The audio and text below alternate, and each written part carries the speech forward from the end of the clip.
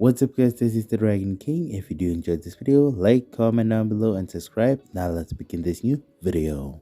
In the GU family mountain, there is a stunning waterfall that catches the eye. There were 4 figures in the waterfall. At the waterfall, there was a lively atmosphere with people shouting. As I looked into the water, we noticed the reflection of an elderly man, which served as a testament to the remarkable cleanliness of the water. Anyway, the old man shouted for them not to slack off. All of the guys shouted, yes. The old man informed everyone that it was enough for the day and advised them to return to rest.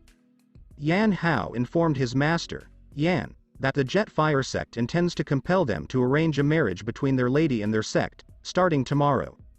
Yan Hao inquired whether they have found the right man for their lady. Within a 100-mile radius, nearly everyone is somehow related to the Yan family. Finding a man who is completely independent from his family can be quite challenging. Yan Hao is already revealing his true nature, as he contemplates the actions of the Jet Fire sect in taking their lady away. He will be the best in the Yan family. He chuckled at that. The other men, genuinely concerned for their lady, asked where they could find a suitable man. One of them even shouted to God, pleading for help in finding a man. They never anticipated that it would be so difficult to find a man willing to enter into a fake marriage with their lady. A person was screaming loudly, catching the attention of everyone present. As a result, all the individuals turned their gaze upwards. Meanwhile, the protagonist accidentally fell into the waterfall, and he made a big splash. Yan Hao was taken aback. And, all the guys were shocked and shouted in surprise, "What? It's a man." The protagonist emerged from the water. He was confused about his location. The protagonist's sweat dropped. All the guys gazed at him with a smile, each of them thinking, here is the stranger we've been searching for. They all underwent a significant transformation, as if they had been touched by the divine, finding a man with the help of God. During their discussion, one of them proposed the idea of dressing him up so that they could effectively deal with the Jet Fire sect. The protagonist was now filled with fear, as he couldn't comprehend the nature of this dream. The protagonist observed an elderly man approaching him in flight. I told him how fortunate he is because they are in need of a son-in-law to join their family. Since he is already here, they expect him to stay. Should I stay? The hero questioned, feeling confused in that moment. The hero pointed at himself and asked me. As you can see, there is a clear expression of confusion on his face. The disciples approached their master and inquired whether they should investigate the hero, as they were concerned about him potentially exploiting their lady, and they wanted to kill him once it's over. They reassured the old man, telling him not to worry as he was not a martial arts master. The old man expressed his disagreement, citing the cruelty of the situation. Additionally, he suggested the option of castration. The protagonist was listening to all of this. As he perspired, drops of sweat fell from his body. The protagonist desired to depart swiftly. He asked himself, who are those guys? In order for him to survive, he must start running immediately. They noticed him and shouted that he wanted to escape. All of them were angry. The protagonist was filled with fear and worry, concerned that if they caught him, he would die. Beads of sweat formed on his forehead, reflecting his anxiety. The protagonist screamed for help from those crazy individuals. All of the men apprehended him and secured him in place using a sturdy rope. He had a lifeless expression on his face. Yan Hao was furious upon discovering a man, as I noticed a dark aura emanating from his body. Meanwhile, the disciples joyfully escorted the protagonist back to the compound. The old man simply observed them as they carried out their actions. In the hall of the Yan family, the protagonist was forcefully thrown to the ground, causing him to let out a scream of pain. Afterward, the hero emphatically declared that he would never marry anyone. He expressed his preference for a life of celibacy as a monk, but before he could elaborate further, a beautiful person appeared. One of the individuals exclaimed that Miss Yan, the lady, was approaching. The protagonist was immediately charmed by her beauty. The hero was so captivated by her beauty that he failed to notice the man who was threatening him in case he said something wrong. The user asked again, what did he say? The hero replied with a smile, saying that he will marry her today. The old man gave the hero a red kimono, urging him to dress up. The hero was taken aback by the sudden toss of the red kimono. The old man informed the hero that now that they had located him, their plan was to deceive the Jetfire sect by pretending to get married and cheat them. One of the men approached the old man and loudly informed him that the Jetfire sect was in close proximity. The old man was genuinely perplexed by their incredible speed. Yan Hao smiled with a dark expression, as he was the one who had informed them. The old man, filled with worry, urgently called out to all the disciples to quickly prepare for the wedding before the arrival of the Jetfire sect. All the servants bowed and departed to carry out their assigned tasks. The hero felt anger welling up inside them because someone showed a lack of interest in understanding their idea. The old man's face contorted into an expression of anger as the hero wanted to make a suggestion. The elderly man let go of his sword, his body emanating a vibrant red energy that also encompassed his eye. The protagonist was rustled so quickly that they didn't have time to move. The sword made a clanking sound as it hit the ground. The protagonist was filled with terror and expressed his apologies. He shouted once more, urging everyone to begin the wedding ceremony. All of the servants were busy decorating the room, as quickly as possible. The old man forcefully threw the hero onto the chair. The protagonist inquired, will he and his lady finally become a genuine couple? The old man chuckled, remarking that he was nothing more than a worthless piece of junk. He is not compatible with her in any way. The hero felt anger in response to the insult. The hero was prepared for the wedding. The old man's eyes glowed red, signaling that the wedding was about to begin. Both the protagonist and the lady bowed. The protagonist believed he was at a disadvantage and could only feign surrender, patiently waiting for the right moment. The old man instructed them to make a solemn promise to one another. The lady, taken aback, hesitated and found herself at a loss for words. The hero gazed at her and noticed her reluctance.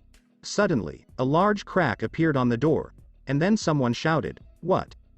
The fire caused a minor explosion, which forcefully blew the door open. Suddenly, a figure emerged, engulfed in flames from head to toe. The master of the Jetfire sect is Ji Hongan. Here is a picture of him. Ji Hongan glares at Miss Yan with frustration and confronts her about her awareness of his young master's infatuation with her, comparing it to a classic love story.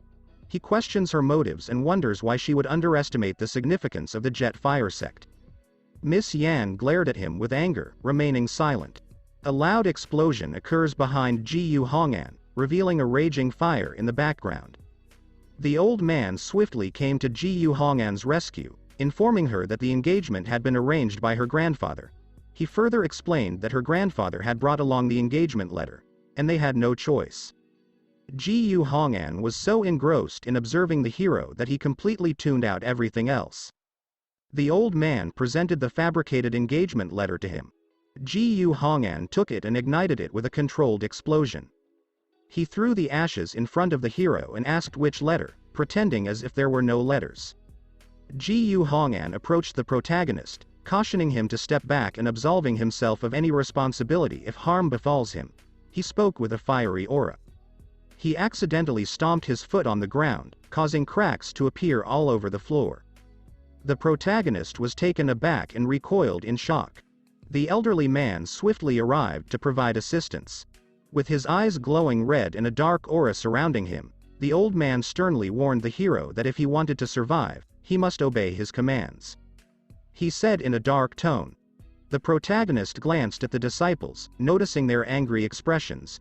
It dawned on the hero that there was no possible means of escape. All of the disciples were questioning what they should do next. They replied that it didn't matter. He should die because he is not from the Jiu family. The other person agreed, expressing a wish that his death could somehow calm the anger of the Jetfire sect. The hero listened intently, a dark smile forming on his face, and he burst into laughter, sounding like a madman. His eyes narrowed to slits as a grin of fury spread across his face. He questioned himself, pondering why they compelled him to do this. However, he resolved that if they insisted on it, he might as well find some enjoyment in the task. Ji Hongan wondered why the hero was laughing. The hero turned around and respectfully asked the old man if he was the strongest among them. The old man agreed, but was confused as to why the hero would ask him this. The protagonist felt a surge of happiness upon hearing the news. As he gazed at the chair, he began to contemplate his next course of action. The old man appeared confused, unsure of what he wanted to do. The protagonist has just grabbed what they need to prepare for something. Suddenly, the hero leapt towards Ji Hongan, his one eye glowing red, with the intention to strike him. The actions of the protagonist left everyone in a state of shock. He relentlessly struck Ji Hongan all over his body, disregarding the consequences from their rival sect, and shouted in anger at the audacity of being threatened. He warned Ji Hongan that he would make sure to inflict serious harm to his face later that day. The disciples were shocked, angry, and speechless. Ji Hongan's eyes gleamed as he menacingly asked the hero if he wanted to die. Ji Hongan rose to his feet, forcefully shattering the chair into pieces. With a menacing glare, he conjured a fiery ball of destruction, poised to eliminate the protagonist. Ji Hongan found himself engulfed in a fiery aura, which seemed to foretell his impending demise. The protagonist expressed that he was scared. The protagonist's calm demeanor made it appear as though he wasn't scared in the slightest. Afterwards, the hero followed behind the old man and, upon reaching him, intentionally provoked Ji Hongan to strike him. He unleashed a powerful fire attack, shouting that he would kill his opponent. The old man stood calmly, creating a water barrier that effectively cancelled out the fire beast's attack. The protagonist was astonished by the immense power possessed by the elderly individual. Ji Hongan was taken aback when the old man managed to extinguish his fire.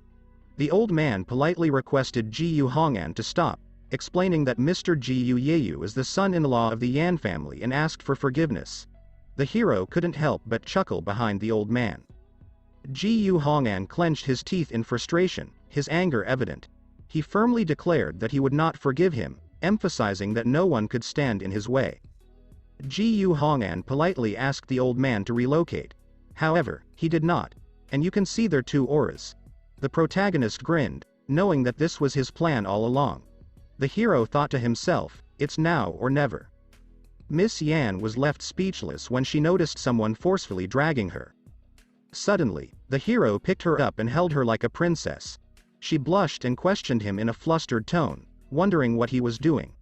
The hero responded that he was doing what a true man should do by going to their bedroom. And the hero ran off, heading towards the bedroom. The disciples shouted at him in anger, and blaming him for leaving all this mess and going to the bride's room. One person pointed at him, expressing anger at the way he was carrying Miss Yan in his arms. That concludes the video for now. If you did enjoy this video, like, share, and subscribe for more, and have a great day.